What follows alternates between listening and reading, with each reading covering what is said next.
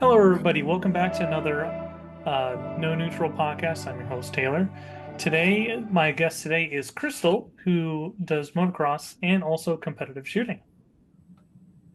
Yeah, I got into shooting when I was pretty young, but didn't really start competing until I was in the military. Was on the Army team, and then I started dirt biking actually when I met my husband. So I've only been on a dirt bike for about 5, 6 years, and so that's pretty fun.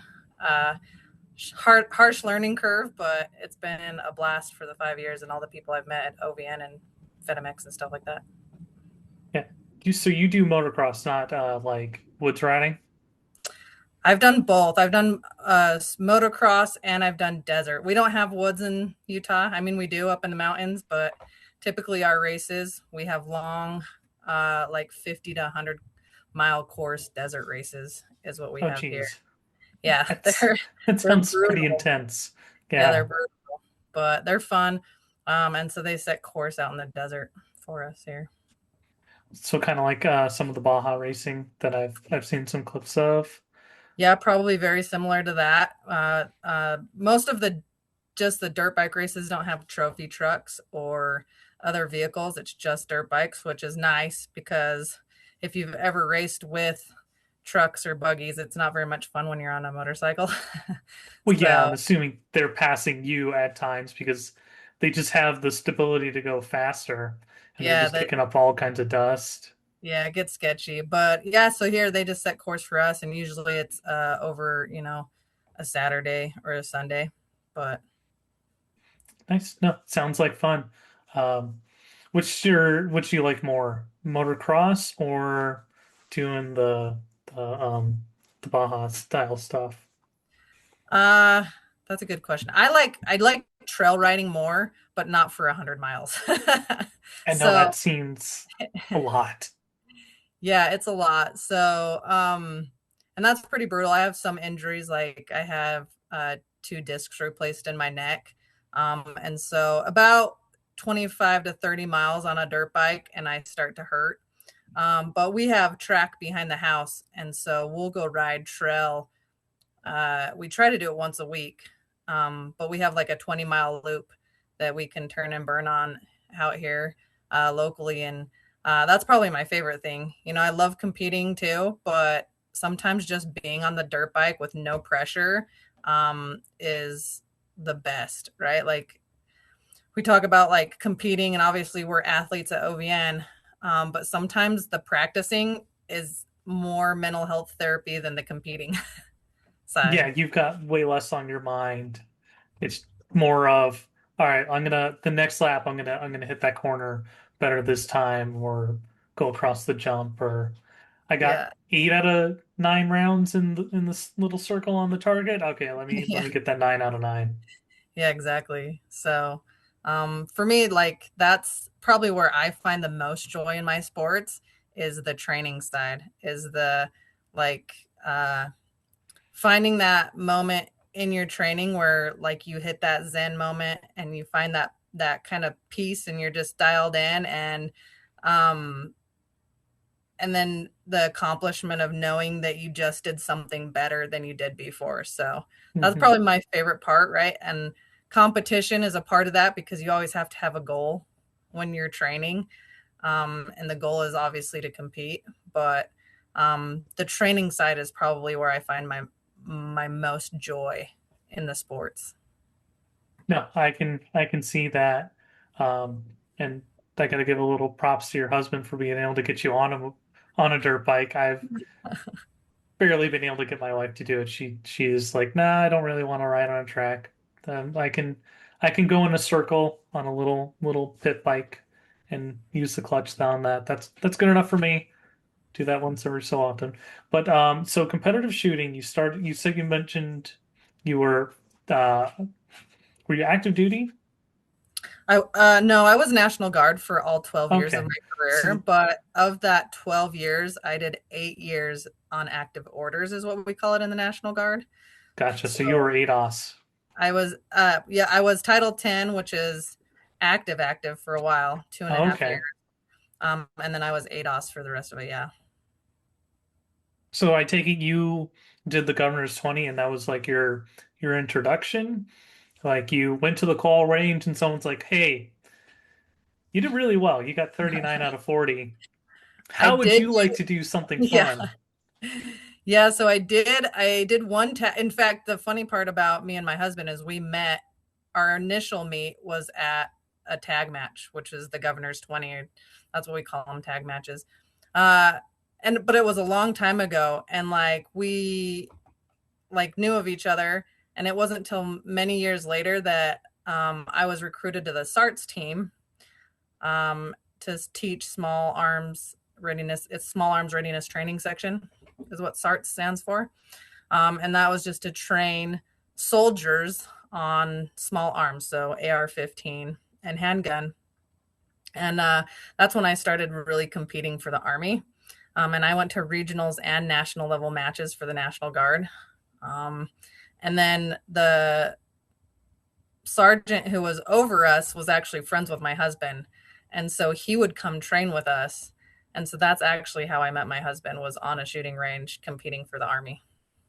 Well, that's actually really cool. I know quite a few people who are like, "Yeah, I showed up to my new unit and then I met this person and then we hit it off. We switched units and then we still kept in touch and then we've got 3 kids already and Yeah. 10 years plus or whatever." So, no, Yeah. that's really cool. I'm also guard, so we call it the governor's 20 here, but it makes sense that it goes by other names in other places.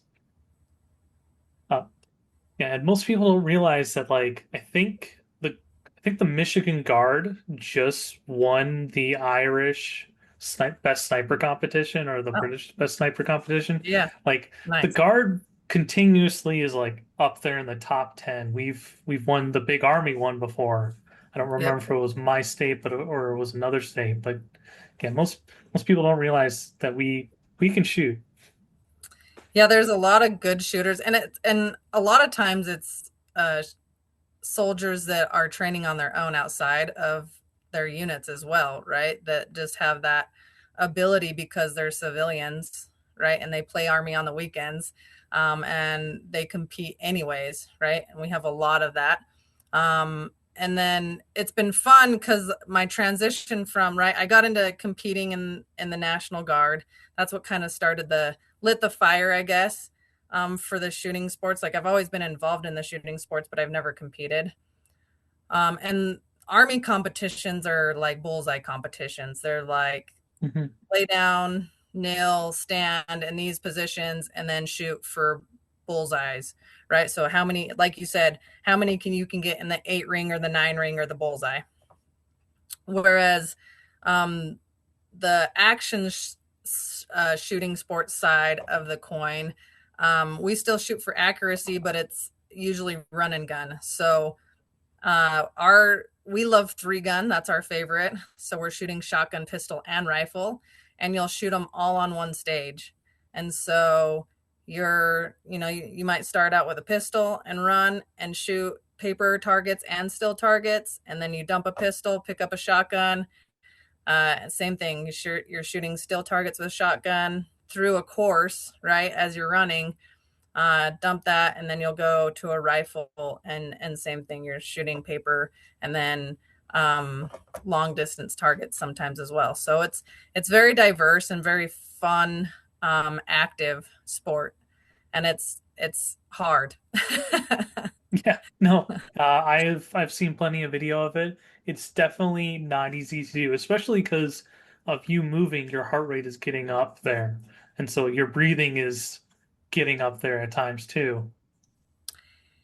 Yeah, it's hard to manage that. It's hard to manage, your ability to make quick decisions on the fly, right? You have some time to go through a course of fire and kind of establish it but you only have about 5 minutes, right, before you start shooting to do that. So it's a lot of memorization. It's a lot of, I always tell people I love the shooting sports because it's like chess and shooting mashed together, right? Because you have to strategize and figure out which way you're gonna plan to shoot the stage, and there's multiple different ways to do it, and then you have to memorize it, and then you have to execute. So it's a little. it's a lot to put together and make happen all at once, right? Whereas like dirt biking, right, um, is also a hard sport. But if I'm on a motocross track, I get to memorize the corners, and like I'm Hmm. doing the same lap over and over again. So I get to practice that lap quite a few times before I have to race it, right? Desert's a little bit more like the shooting sports where like I don't get to memorize the course, um, but it's the same turns, right? And the same Hmm. techniques, I guess, every time you're out there. So it's just Yeah, different. no, I totally get. 1 second, I'm sorry, I had just had a knock from a small child at my door.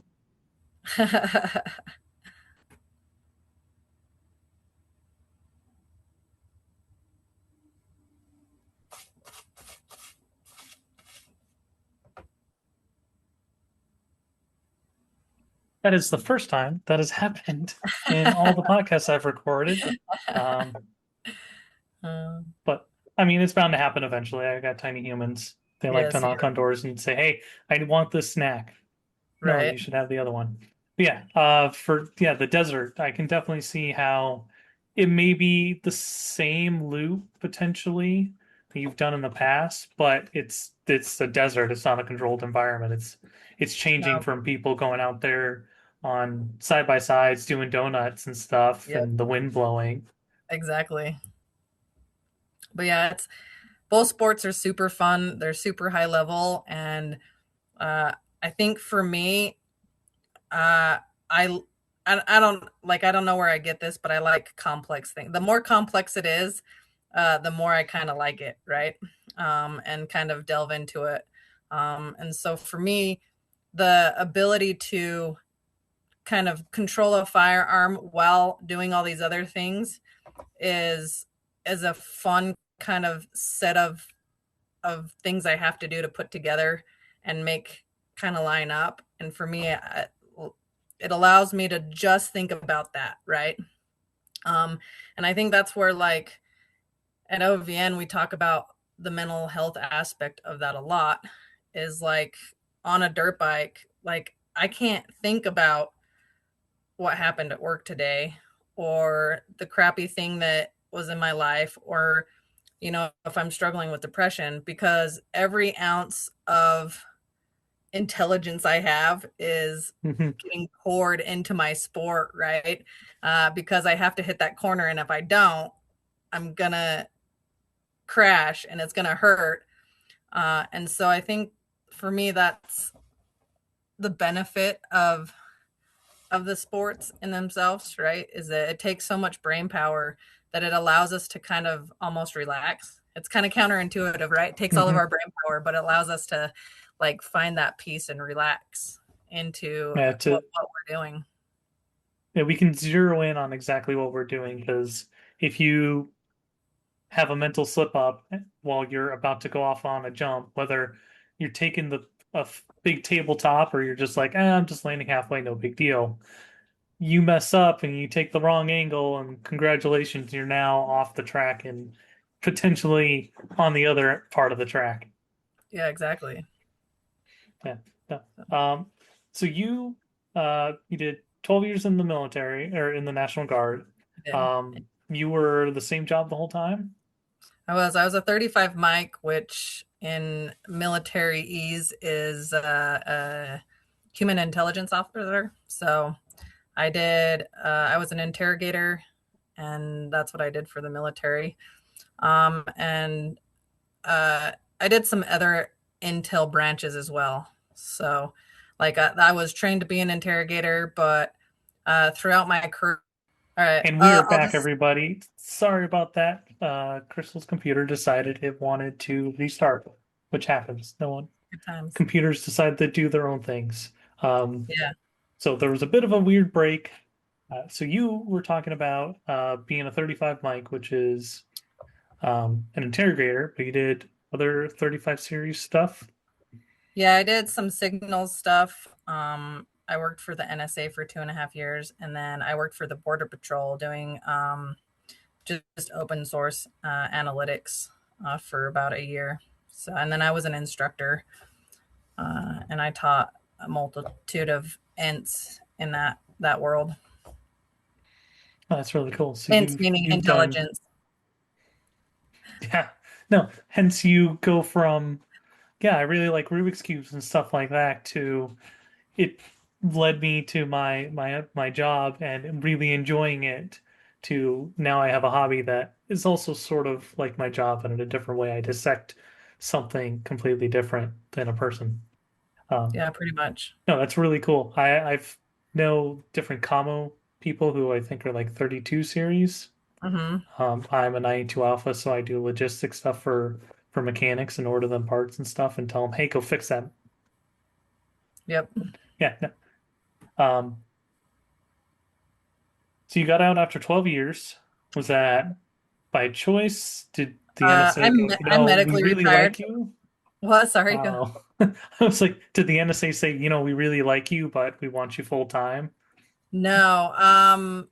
I mean, I could have worked for them full time, but no, I was done. I was done with the government as a whole. But um, no, I left. I medically retired because of my neck, and so I was just getting to the point in my career where I was just in so much chronic pain that every time, like trying to take PT tests and being on orders, just wasn't happening for me. So, um, that was and I was not having a good time Yeah, anymore. no, I get it. And so that was part of this, the reason why I left. But I there are many aspects of the military that I love, like the people.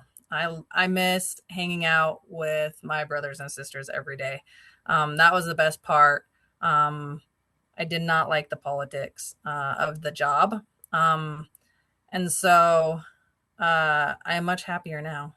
So No, I just and I don't blame you. I know plenty of people who are AGR, ADOS, long-term order, that type of thing, who are just like, yeah, they work me like a dog, and makes some of their prior issues from say deployment or just from doing their own MOS um, flare up, make it worse to the fact that they're like, yeah, no, I can't do this anymore. And then once they get the break, they can actually, have a normal-ish life. They still have different limitations and stuff, but they can actually do, their hobbies without being in pain. right, and that's what people often ask me, like, how do you do your hobbies if you are hurt? And it's like, the one, being able to have the time to deal with my injuries, and actually focus on. I do a lot of mobility work, and I do a lot of physical therapy and stuff like that that I wasn't able to do when I was in because I was at work, right? Or I had other obligations. And so that's a lot of it, but also the ability to say, no, I'm not doing that physical thing, right? Like when I Hmm. know I'm in pain, like I don't go ride my dirt bike or I don't go race that weekend, you know what I mean? Or whatever the case may be, like I have the ability to say no. Where in the army, you don't have the ability to say no. Like whether you're in pain or not, like the PT test is happening today, right? Hmm. And so that was pretty much my struggle. Was that I couldn't say no, right, when I needed to. Which I totally get. I've got, some shoulder issues, and going from a unit where I am constantly helping mechanics load up parts, unload parts, loading things up into trucks to go to where we actually, do the mission and stuff. Because we don't do it in the at the armory when you're part of field artillery. You just I don't know anybody who can go out to the back of their motor pool and shoot a howitzer. I Right. don't even think active duty can do that. Um, so not doing that and being able to just focus on kind of like what you've been able to do, mobility and strengthening and stuff, and not have that constant, this is what is bad for my shoulder. It's definitely helped a lot. So I completely get it. Yeah. That and I get the mental health aspect of I'm full time, but I'm a technician. but I'm also now Title 5, meaning I'm straight civilian.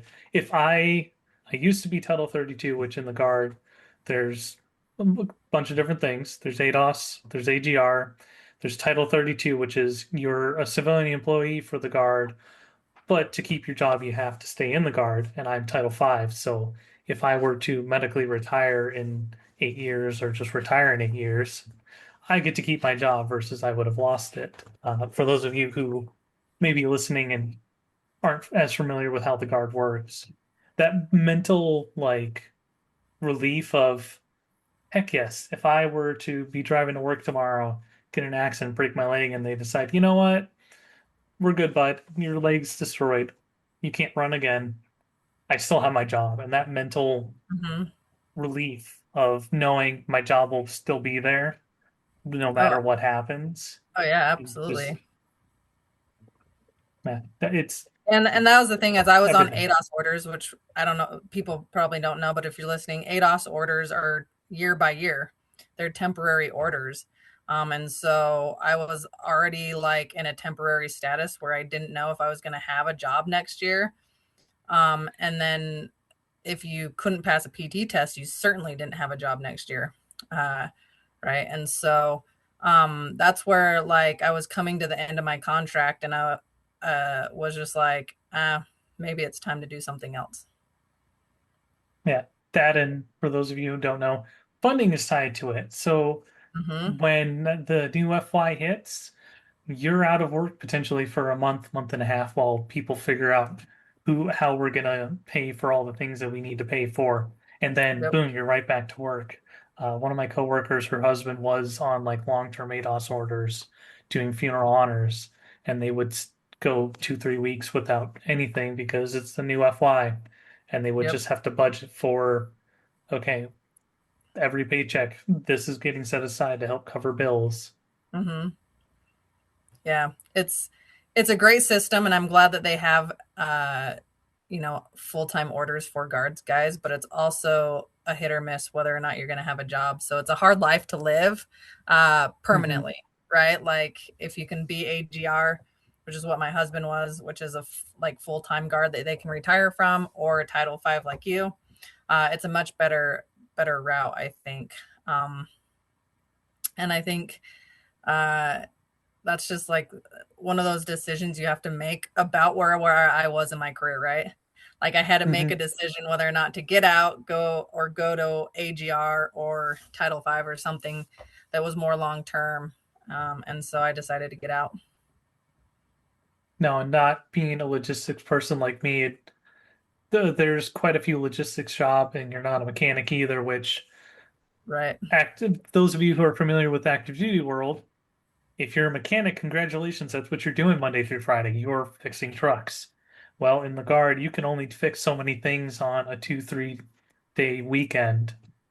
We have full-time support staff that do like 95% of the services, repairs, and all that other stuff because someone's got to do it. We can't just let the vehicle sit and stay broken Yeah. when we need it to haul field artillery equipment or commo gear or anything like that. Yeah, and that's the other problem is I was intel, right? Like I wasn't logistics. I wasn't something that they needed. And so like the slots for me were pretty much non-existent. So that's the other reason you get E6, E7 in the guard. It's hard to find jobs unless you're logistics. And even then, you generally have to, if you go, AGR and are officially part of a unit for 2, 3 years, you have to take a bus potentially if you make it to E7, because that AGR position you just took is not an E7 position. They're probably going to bust you to a 5 or Yep, maybe 6 exactly. if you're lucky. Mm-hmm. Yep, And then you have the constant career progression of, you've been at that unit for 2.5 years. You ready to move on? yep, No, I like this exactly. unit. I know where everything is. I know the people. This all work is working smoothly. Yeah, but we need you over there across the state. Yeah. Don't worry about it. You you Yep. can you can drive or you can move, and then you show Yeah, up, and then exactly. it's a whole new mess that you have to clean up. Mm-hmm. which is Yep. what I've That's heard the world multiple of the. times from ATR people. Yeah. Oh yeah. Yep. That's what happened. So it was good. I loved my career. I love the fact that I got to do amazing things. I was a Chinese linguist. So I spent a year and a half at DLI. I got to visit Taiwan. Um, I got to do lots of cool things in my career, and I loved it. And I love the fact that my career gave me my entrance into like the shooting sports, and that I have what I do. Not full time, right? It's not my it's my hobby, but sometimes it feels like a full time job. Yeah. um, No, I don't. but Yeah, with maintenance and cleaning and reloading, it looks like behind you. yeah, yep. And so, but like, yeah, I love the fact that I met the people that I did. And then I love being a veteran, right? Like, I love being able to go to events and knowing that I have brothers and sisters there. And like, we typically go to the VetaMex event every year, that OVN supports as well, and race motocross. And it's a week long, and you just Mhm. get to hang out with your buddies, and fellow service members. And it's a cool club to be a part of. It is. It's like the 1% club essentially, but It is. smaller than that sometimes, depending on how big our population is. Yeah, and but like, and it's funny because we always see memes. I see memes out there that's like, who is who's the person you trust the most and the least, and it's like, well, the guys in the military, right? But Yeah, it's exactly. like, yeah, yeah, right. But like, the best part about the military is that no matter where you served or what uniform you wore, like, you instantaneously have a connection, right? I think that's the best part about being a veteran, is that it doesn't, like, as soon as you found out that somebody wore a uniform, like all the other stuff, um background, where they come from, what's happening in their life, all that kind of goes away, and you're just like, yeah, we were in the military. Like, that's our Mhm. identifying factor, and our basis for our friendships. And it's a cool ability, I guess, of us, right, that have put on the uniform, is that we get to do that, and you can find people all over the nation, you know what I mean, that are your brothers and sisters, and have that instantaneous connection. Yeah, it's kind of like how the motocross track is, where you park next to somebody and say, "Sup, I'm Taylor. How are you doing today? You've been here before. It's my first time here," and boom, you just made a new friend. Yeah, exactly. And Yeah. I think community is a big part of why we do this, right? So I know it's a big part of why I do it. Like, it's fun showing up to the track or to a shooting range and being surrounded by your people, right? And being able to have Hmm. that tribe or that community that, like, if you have an issue, or you have it, whether it's a hobby issue and you need something for your hobby, or if it's a mental health issue or a family issue, like, it's nice to have that specific community that you can kind of rely on. No, I'm a firm believer that connections between veterans help save lives because regardless of how long anybody's stint in the military is, it's part of you. And when you lose that part of you, it's like losing a limb. I'm assuming I have all mine. Um, uh, I have not met an IED yet, thankfully. I hopefully won't get that chance. Um, but it's when you lose that part of you, you're kind of lost, and it's harder to you're missing something that's been an integral part of your life for quite a number of years, whether it's a short 4 year, 6 year stint in whatever branch or all the way up till retirement. And even then, it's even bigger impact for those who, serve more than one contract. Yeah, and I think that's the biggest, like, I don't know, like, I don't. it's hard to put into words most of the stuff I feel, right, about sports. I'm stumbling over myself to try to describe how we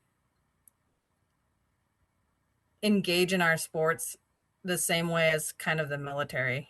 And I think for me, that's a big motivator to one, stay in my sport, right? Like when I get Hmm. frustrated and I don't want to go practice, or my practice didn't go well, or my match didn't go well, or my race didn't go well. Sometimes sports can be super frustrating too, and competition can be frustrating.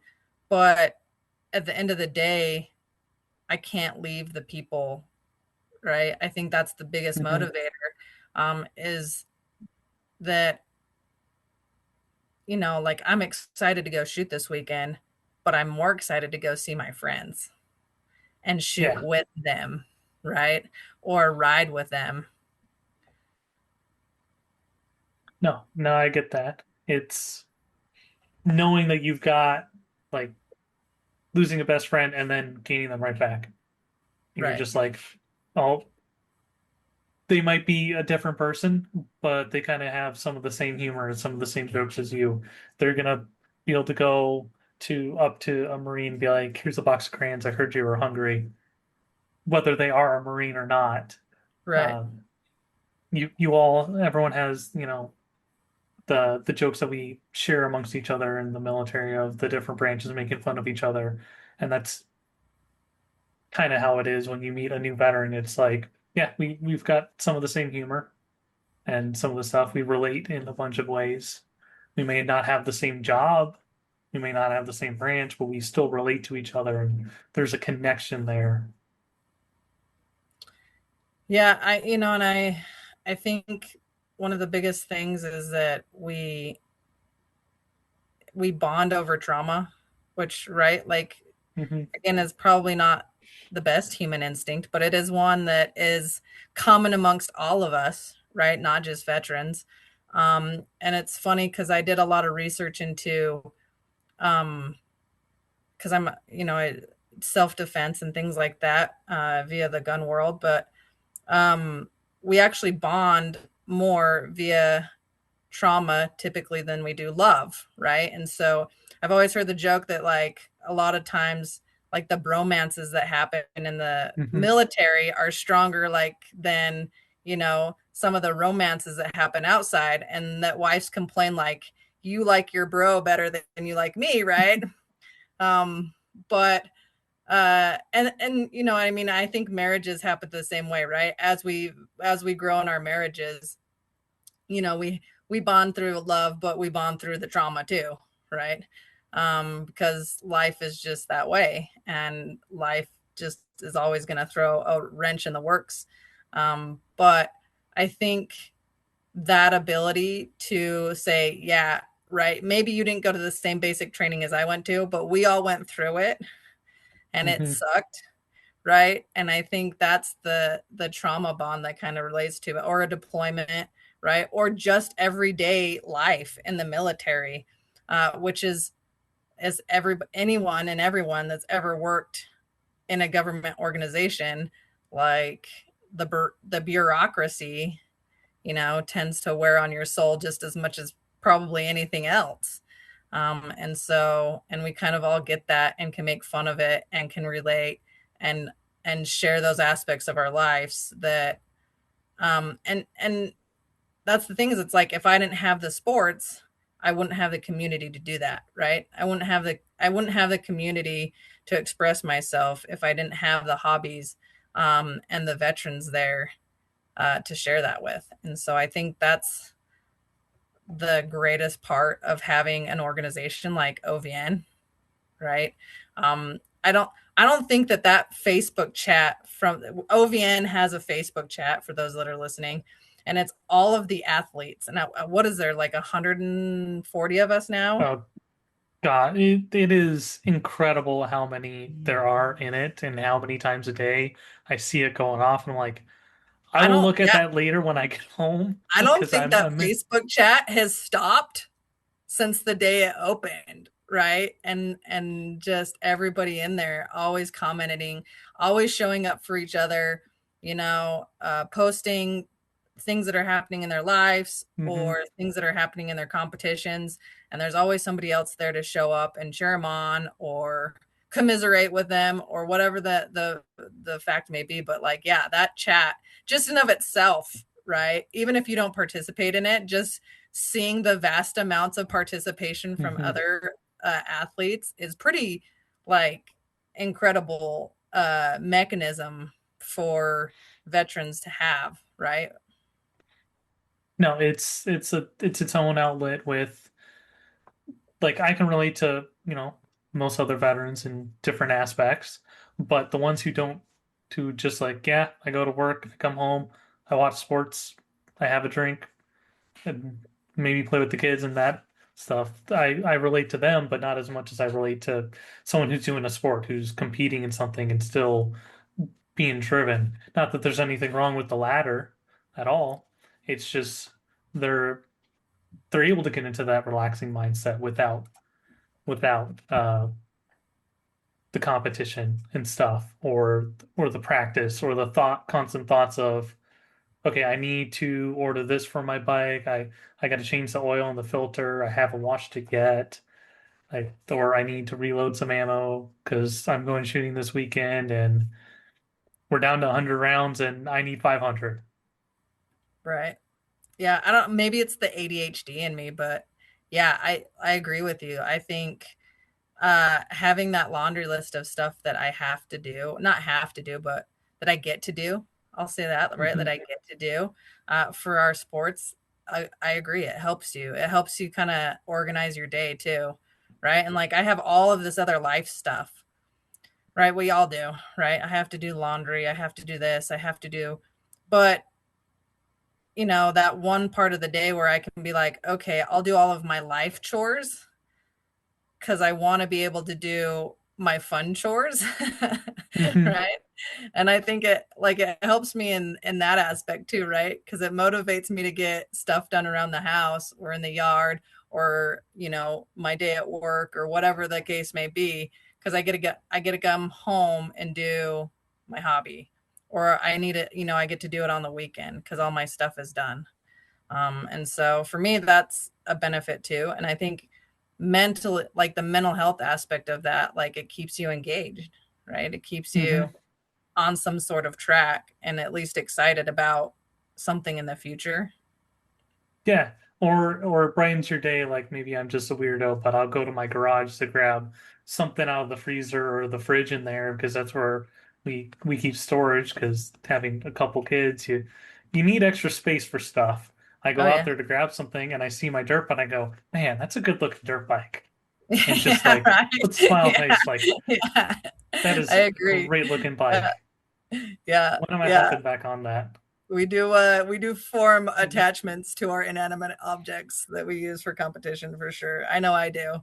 Hmm. But yeah, yeah, I think it's just a good motivator to keep us kind of in a good place for sure.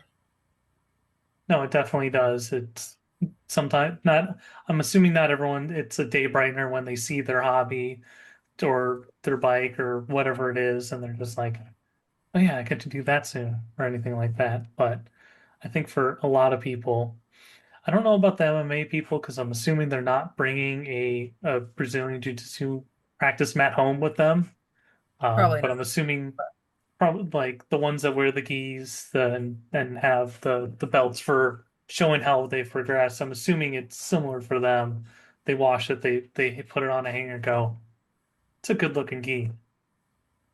Yeah. I would hope, or maybe they're proud of their belt because they just recently hit the black belt, and I don't know what the color is before that. Don't ask me. I've talked to a couple of them, but Yeah, for all the sure. And I different. think yeah, yeah, the all the different Yeah. stuff and yeah, you get to Hmm. well and an accomplishment, right?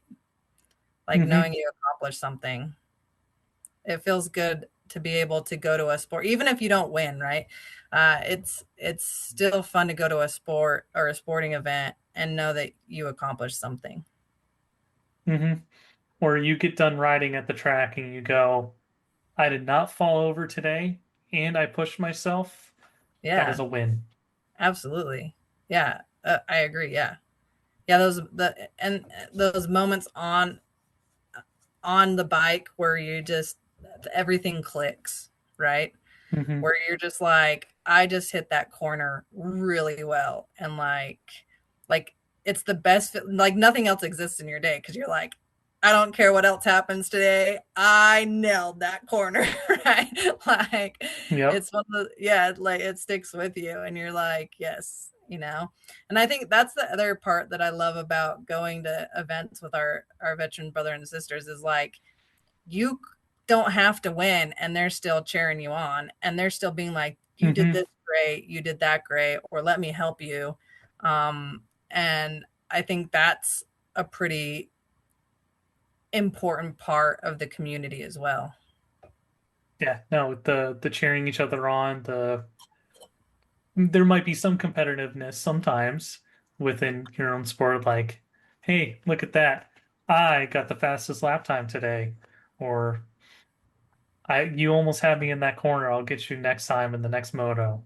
Stuff like that. That little competitiveness is helpful, but they're still at the same time like even if they're competing in a different class, they're just like you killed it out there. Like way to go.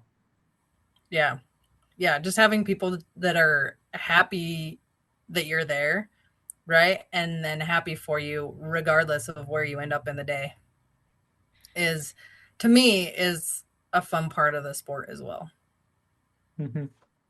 Now, to change things up a little bit, your part or you've competed in or are working towards the PCSL, the Practice Competition Shooting League Nationals.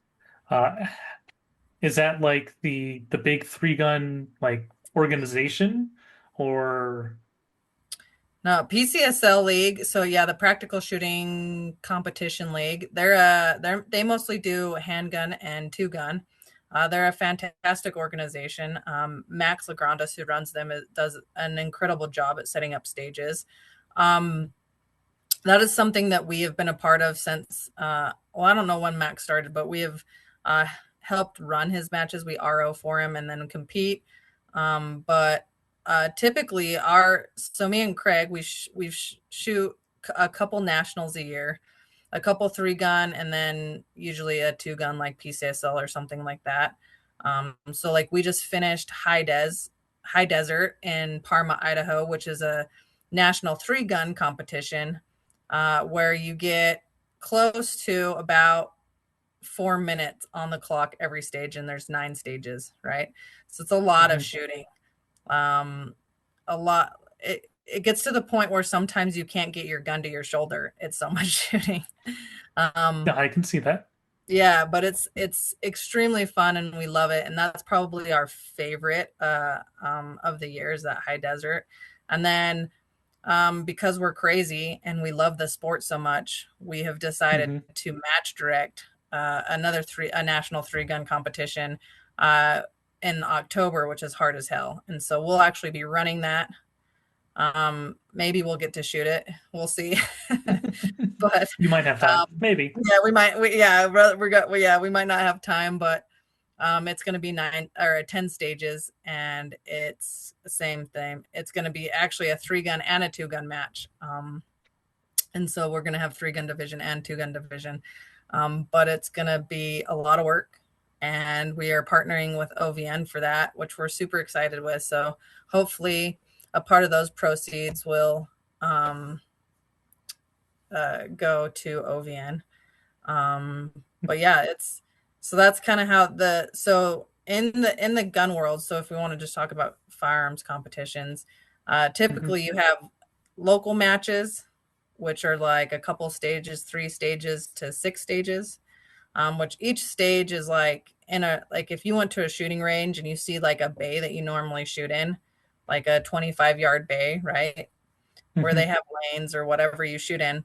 Well, our stages usually take up the whole bay, right? So it'll be that whole bay will be one stage, and there'll be targets and walls and places where you can run. Um, and that's a stage. So I'm trying to describe it so people listening that don't shoot competitions can kind of understand what's going on. But yeah, so locals are like 6 bays of shooting, right? Nationals tend to be like 10 bays of shooting. But the shooting sports is a weird sport Hmm. because of kind of the nature of the sport. It doesn't get like TV or, promotional contracts like other sports. So if we as motocrossers wanted to show up at Supercross and ride with the pros, we would get laughed at and told to go away, right?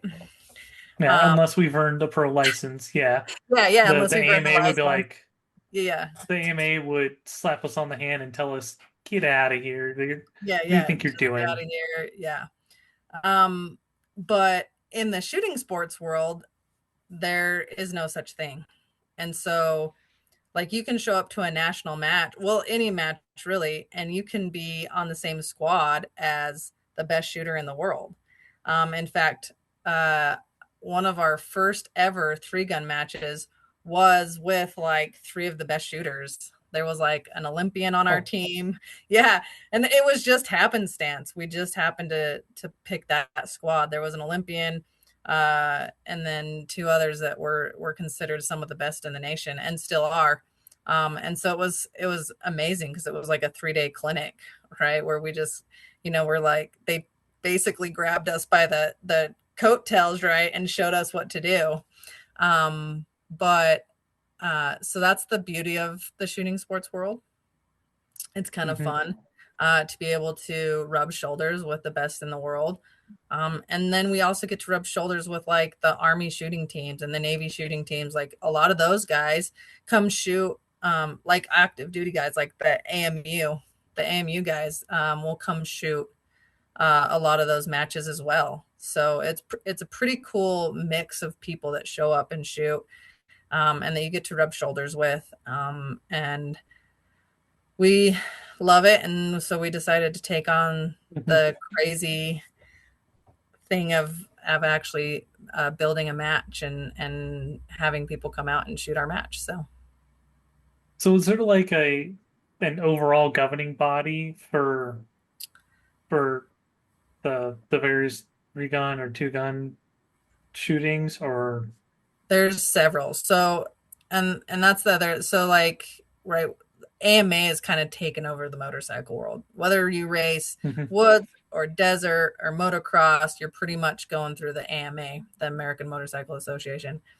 In the shooting sports world, it's not as solidified as that. So you have USPSA, which I'm sure a lot of people have heard of.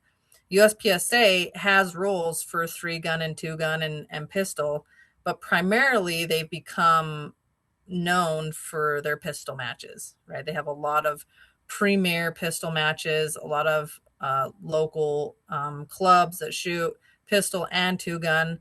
And then you have PCSL, which you mentioned earlier, which is another governing organization, right? So it's that they consider themselves just like the USPSA, and they do a lot of 2-gun.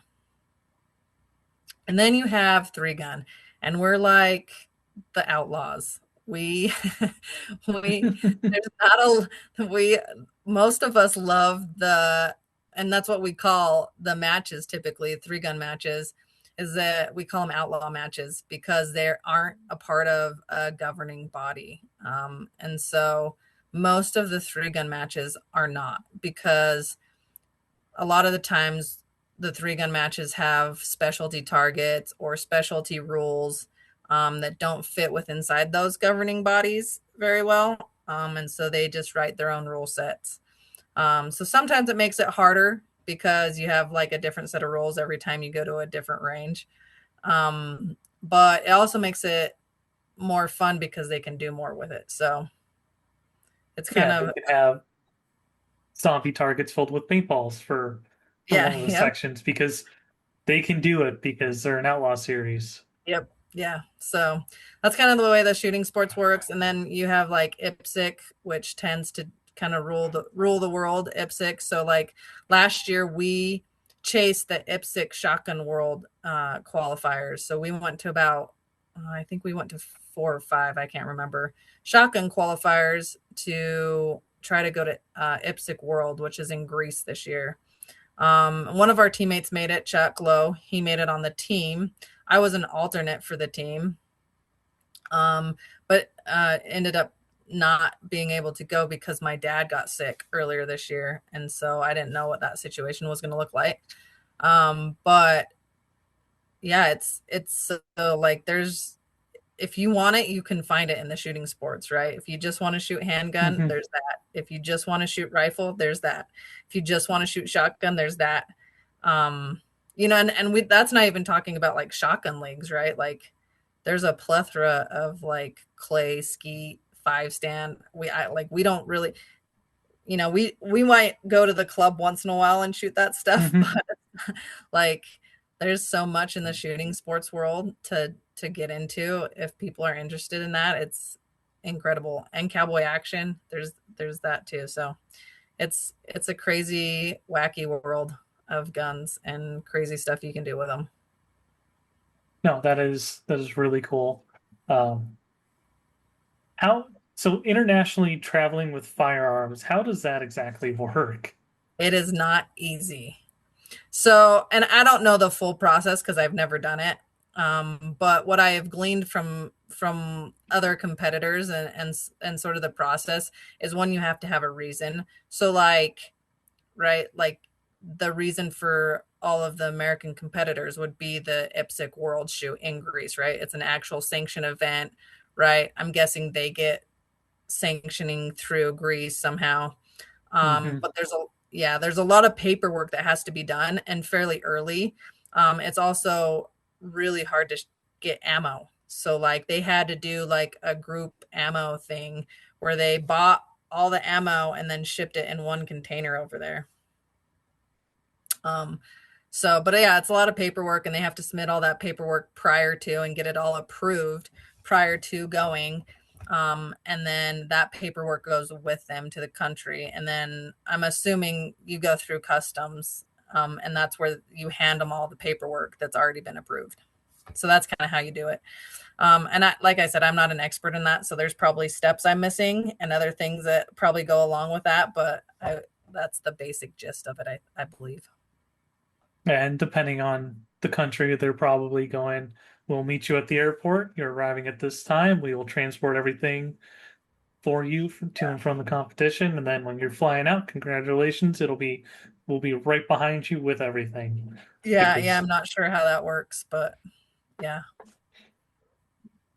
I mean, it would make sense to have the government, whatever government go. We're hosting all kinds of people from all over the world with firearms and ammunition. We want to have a tight stranglehold on anything, just because they don't want anything to happen. Like if you're driving to the hotel and you get in a car accident, then the local decides, oh, this looks cool. I want this case because Yeah, I'm your guessing trunk's I'm open. guessing that's Yeah. different for every country, and it just depends on Hmm. what their laws are like. But yeah, I don't know. 'Cause like I said, I've never traveled with guns prior. I've traveled with guns between states here in the US, but never internationally. So Yeah.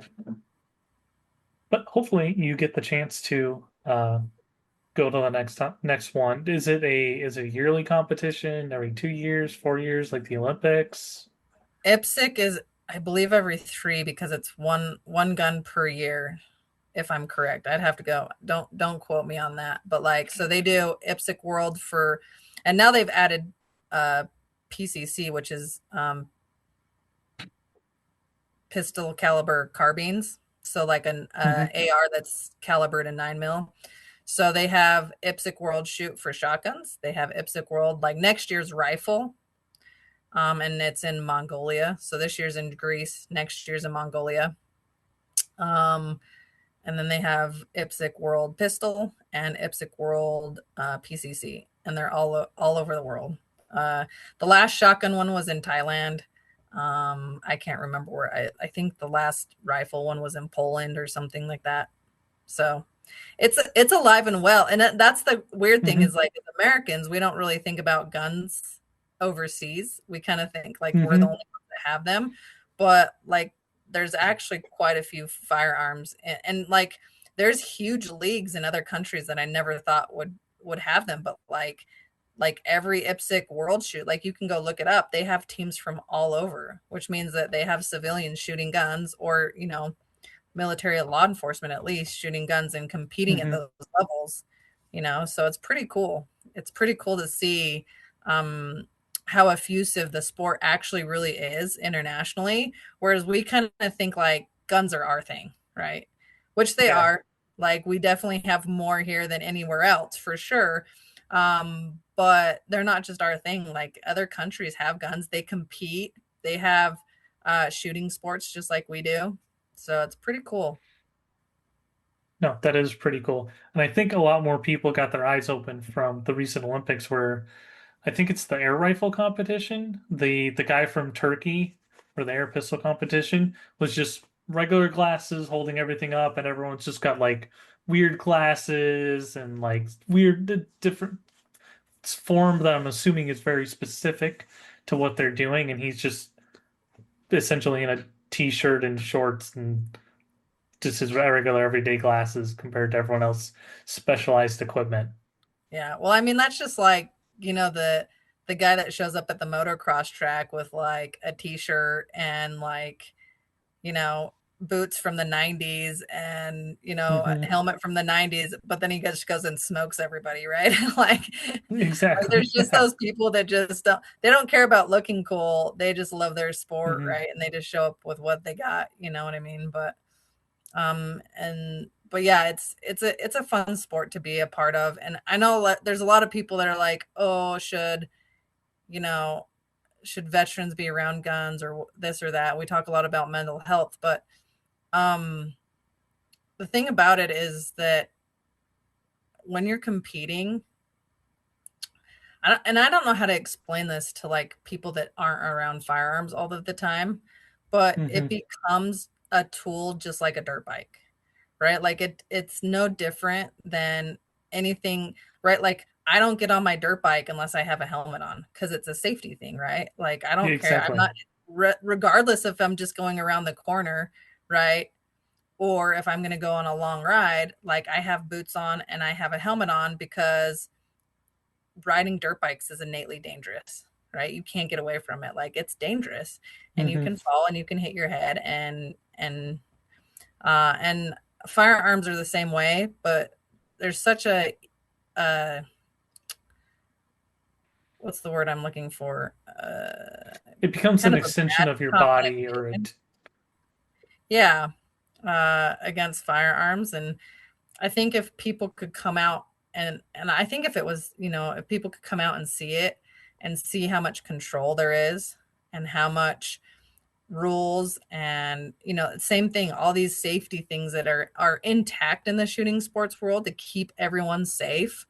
I think people would realize that it's not as scary as it seems, or it's not as scary as the media makes it sound, or hmm any of that. And it's really a fun, safe environment to be in the shooting sports, and it's just a great place to interact with friends, but also enjoy your sport. Yeah. The only real actions that I see anywhere when it comes to firearms is somebody's at a pistol range going pew pew pew, stopping, and the gun decides I want to pew and shoots around, and everyone goes, "Your finger's not on the trigger, off the tr or not on the trigger right now. Let's unload it. Let's gently set the gun down, make sure it stays unloaded, check your ammo, and then check to see if the firearm broke because metal breaks eventually. That's I think like the most I see nowadays from my world. I don't do any shooting competitions like you, but Yeah. generally it's the gun broke or they got some bad rounds or something like that, or the gun was too hot and cooked the round. Yeah, that doesn't happen, and that's kind of, I think, uh, a myth a little bit. Is that doesn't really happen anecdotally, like people say that, but There's not very many firearms that will go off just to, right? Like, Hmm. all firearms have safeties, whether they're internal or external. And so they're actually a really safe tool or implement. And you'd have to do a lot to a firearm to get it to go off without your finger being on the trigger. And so a lot of those situations too are human error, right? Someone did put a finger on a trigger, but then blame the gun or Hmm. whatnot. And I'm not saying they never happen, like you said, mechanical, right? It's a mechanical device. But that's why, again, we have safety rules, right? And Hmm. that's why we have rules on a range, and we have rules when we handle firearms, and we have rules of how we engage targets, so that we mitigate. Even if that does happen, we're pointed in a safe direction, right? No one's downrange, whatever the case may be.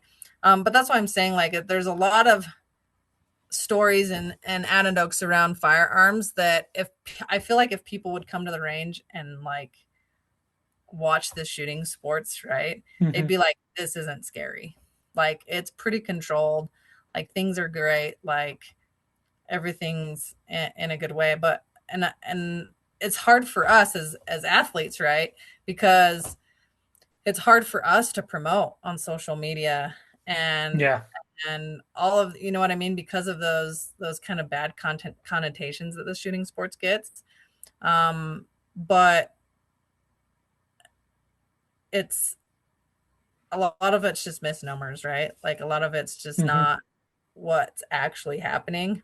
But it's hard to overcome those, right? It's hard to get people to kind of overcome some of those things that float around in the world. But I think that the beauty of that too, though, in the shooting sports world is, like what I said before, is that it keeps us a pretty small community. Hmm.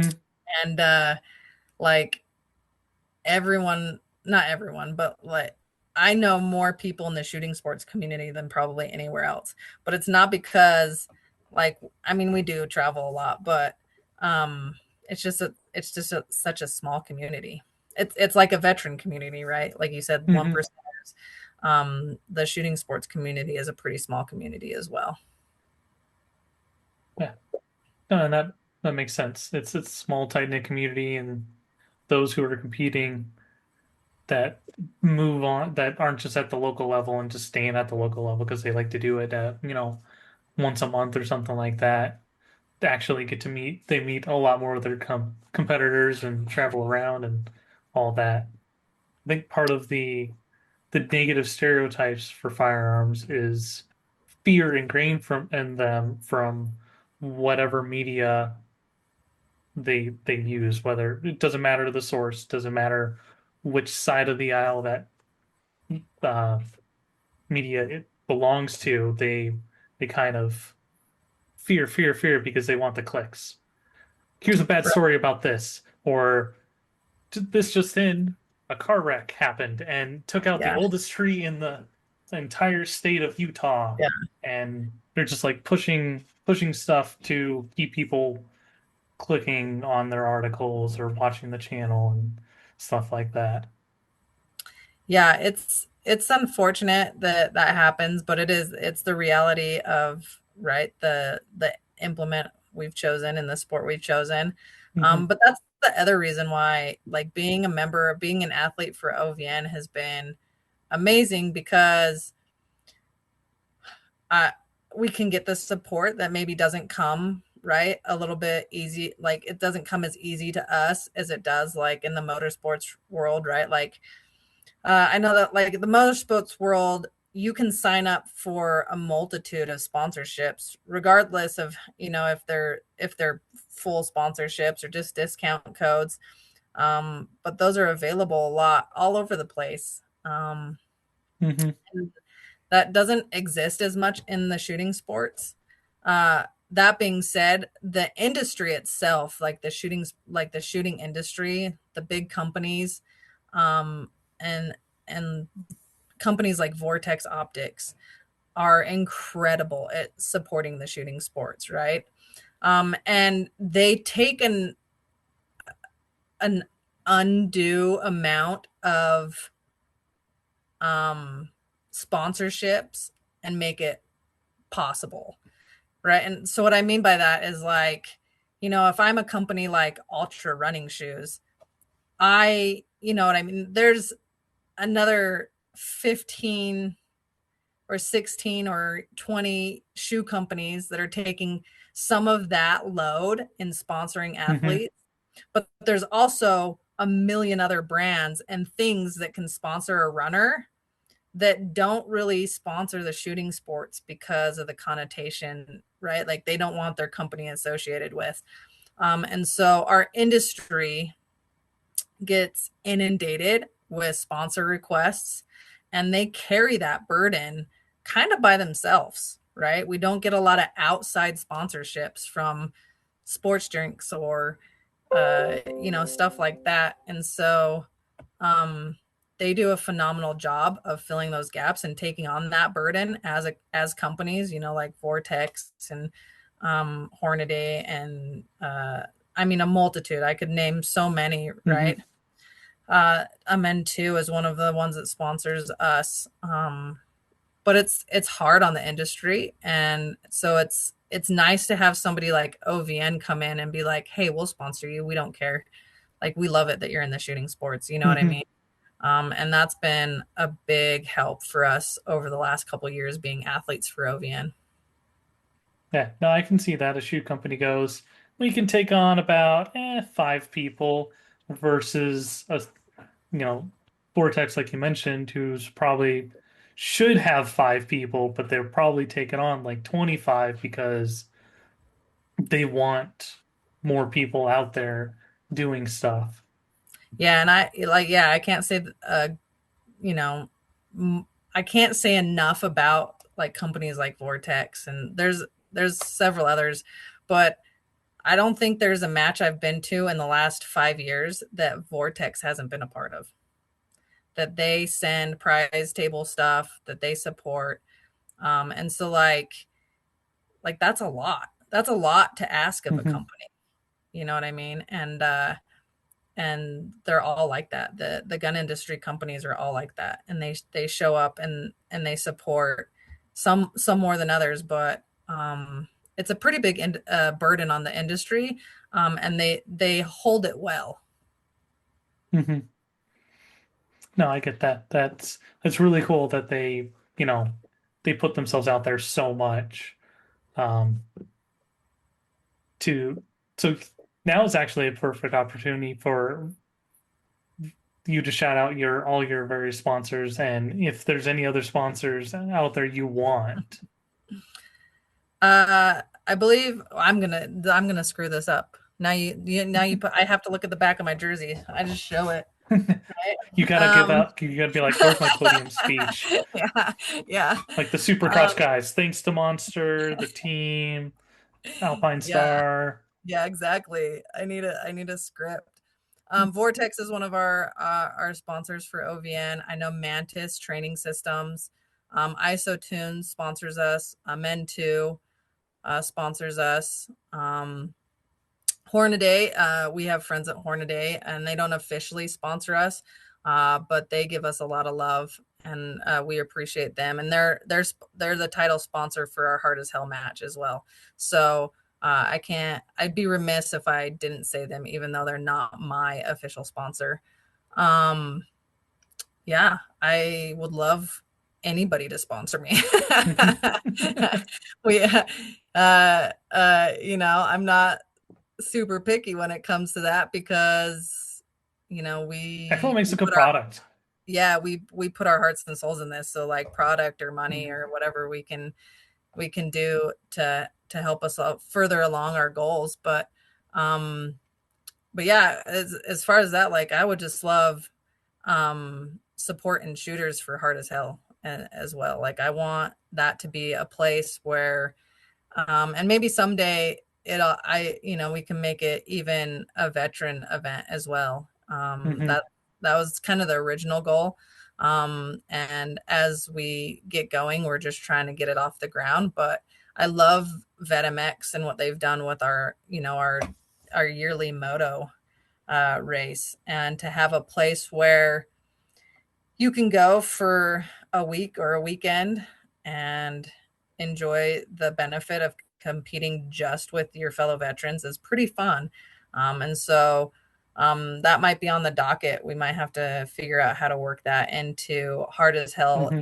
2027 or 2028. Yeah, make it the pregame or the finale, whichever. Um, yeah, no, it's really cool how we've been able to get like the warrior class. Like in my state, the warrior class is follows the state series, so it's usually the state series runs on Sunday. It's usually the Saturday before, except for some of the tracks because they're clubs. They only run one day, so we do our event at a completely different time because adding us to the roster can be, just it's one class too many when they've already got to run specific ones. Um, Well, and that's one thing that the shooting sports does well at is that we don't have to convince them. Every match that I've been to has divisions or categories. So you have divisions that are like based on your equipment, right? That you shoot this mhm, division, you have this amount, whatever, this equipment or whatnot. And then you have categories, which are like ladies is a category, or senior is a category. Um, I think I don't know that I've been to a national match that doesn't have law enforcement, military, and veteran as categories, and they give out plaques and awards for those if you win those categories. So that's pretty fun. So, but there's usually not that many of us, which is kind of shocking. mhm. Like you would think there would be a lot of us military guys or veterans, and there's not as many as you think there would be. So, um, come join shooting sports veterans. I don't know. Like I that's great. Come join us. I meant to bring this up earlier, but I think that's going to start changing. Have you seen the Army's new rifle qualification yet? Uh I well the one that they rolled out a couple years ago, or is there a new one? The I believe it's the one they rolled out a couple years ago. For those of you who don't know, you start in the standing position, and then you shoot some targets. Then you have to reload, and you get into the you basically you it's kind of like a shooting competition where you are reloading in between sets of targets and changing your position, whether it's going standing up, going prone, leaning up against a wooden piece of plywood with various holes and stuff cut out. Yeah, Um, so they call that a VTAC barricade. But yes, I have um they did. They rolled that out right before I left. So I liked the new program because mhm, prior to like the zeroing range, they just were like shoot some rounds, but now they actually have a way to measure whether or not a soldier is zeroed, and I like that. So I like the steps of progression that they've included in the new rifle qual, but it is much harder than the old rifle qual for sure. If you don't have the uh motor skills to be able to motor skills, yeah. unload your firearm, load while moving to from standing to the kneeling position, or going from prone to kneeling. I can't remember the Yeah, and if exact you come ratios. compete with I us, you'll do that so much, it'll just be second nature. Like it won't, yeah. mhm. Like that's stuff that just like we do all the time in competitions. Now I do the pistol qual now, which is different but somewhat similar to the new rifle qual because my unit is JFHQ, Joint Forces Headquarters. We're the headquarters of the entire state. We don't have rifles. We only have pistols. And that's Um, even harder because a pistol is just harder. It's a harder game than a rifle, for sure. mhm. That and we start standing, and then we reload, and then we walk, stop, shoot some targets, start walking again, stop, shoot some targets. Which potentially, if I wish more people in the military did that aspect of too, besides the Army's new rifle qual, because I think that'll bring more people into the competitive shooter realm because they're like, this is kind of fun. I wonder if I can do this somewhere else. And so there's got to Yeah. be somebody at the range who's be like, yeah, there's competitions. they're similar, they're different. You can do Yeah. cowboy, lever action I only.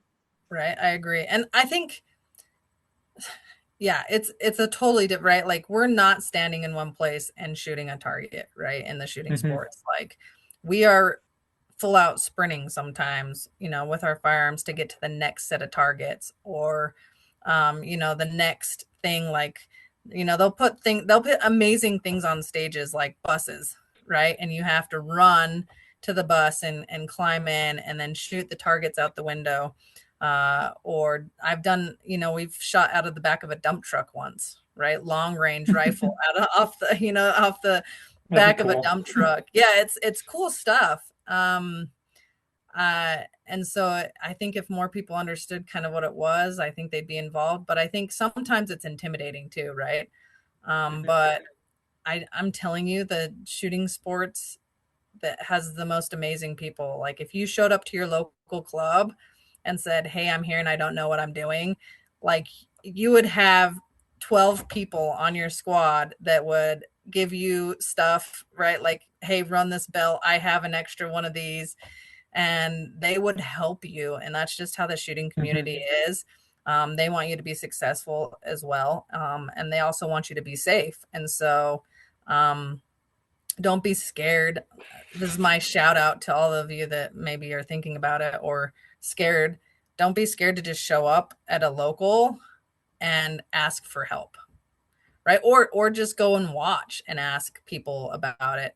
Um, but most of the people on that range want to help you, and they will make it possible for you. We all have extra stuff because we all play the Hmm. game of buying something and then being like, that's not exactly what I wanted, right? So we all have buckets of extra stuff that we Yeah. didn't want or didn't work for our specific purpose, but it would work for somebody, you know what I mean, who's brand new Hmm. to the sport and just needs to be involved. And so, Or you've yeah, upgraded gear too. That yeah, happens or as upgrade, well, yeah, I'm sure. exactly, upgraded gear, yeah.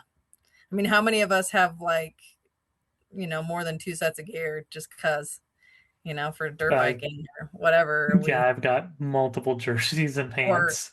boxes of dirt bike parts because we upgraded something on our bike, right? And the old stuff goes into a box. So it's the same Hmm. with shooting sports. Yeah. Do you have any other hobbies? Uh, No, no, I do, but uh, not not a bunch. Like my most of my time is dirt biking. We used to have road bikes and we weren't riding them, and Mhm. so we actually just barely sold those.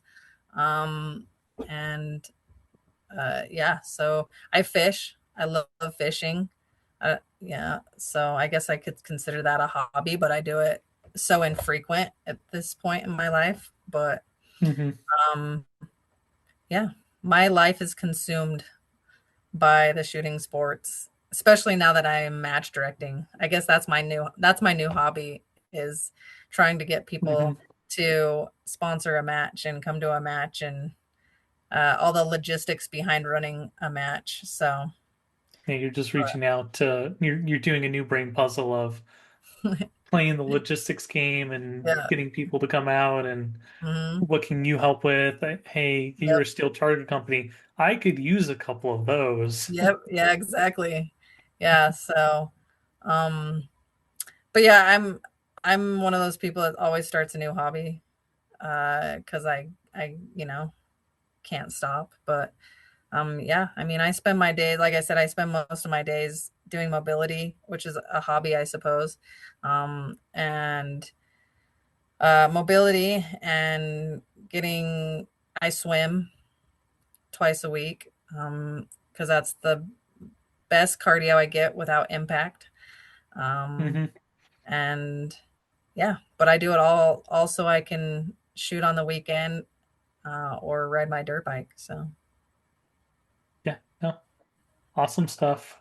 Um, to listeners, we're gonna wrap it up here. Thanks for joining me on another episode of No Neutral. Crystal, thanks for joining me. This was tons of fun. absolutely, anytime. Um, where can people find you and for keeping up with everything that you're doing next with the various competitions and your own competition you're putting together? Yeah, so Powerband Perry is my Instagram handle. It's Powerband, I think, underscore Perry. Powerband, if you don't know, is what a two-stroke dirt bike. If you're in the power band, that's where I get that from. And then Heartland underscore HAA is the hard as hell Instagram. So updates there for the match. But yeah, that's where I post most of my stuff and what we're doing and everything that's going on. Yeah, a few people, if you're on the video aspect, they're going to be, wait, fingers are that way, above and below her. I'm going to have one above, one below. Um, and I'll make sure there's the underscores and everything there. For everyone else, if you want to follow me to see what I'm doing next, I am Purple Badger Man everywhere, capital PBM, no spaces. Uh, Make sure you check out Ovian's website because that has a calendar with that we're constantly adding various activities that and competitions that that all the veterans across the country that we have in all kinds of sports are doing. And as I joke, we have everything from competitive shooting to Brazilian Jiu-Jitsu, mixed martial arts. Don't have anybody in croquet yet, but as soon as we do, I'm gonna have to stop making the joke that that's the only sport we don't have. Um, and remember, if you're a veteran, please reach out before you are in crisis. That's the whole point of OVN's net finding your next mission is to prevent you from getting to a crisis.